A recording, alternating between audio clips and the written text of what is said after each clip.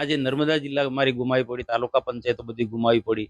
રાજપીપળા જેવા તાલુકાની અંદર આજે 4-4 સીટ આમ આદમી પાર્ટી લઈ જાય. છોટાઉદેપુર, નસવાડી, ઉમરપાડા વિસ્તારની અંદર આજે પગ પસેરા આમ આદમી પાર્ટી કરે. આ એક ચિંતાનો વિષય છે. પાર્ટી એના માટે ચોક્કસ મંથન કરવું પડશે અને આદિવાસી સમાજને, આદિવાસી યુવાનોને જે કોઈક પ્રાણ પ્રશ્નો છે, જે કોઈક સિંચાઈને લગતા પ્રશ્નો હશે કે રોજગારીને લગતા પ્રશ્નો હશે અથવા તો પછી જે પણ કોઈ એવા પ્રશ્નો હશે એના માટે સરકારે ને ભારતીય જનતા પાર્ટીને જે સંગઠન જે છે એ સંગઠન આના પર જબરજસ્ત મોટો અભ્યાસ કરવો પડશે. નહીં તો જેમ મેં વાત કરી તે પ્રકારે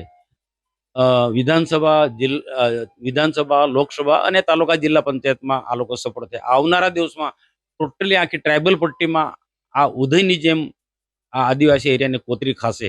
તો આના માટે ચોક્કસ અમારે મંથન કરવું પડશે.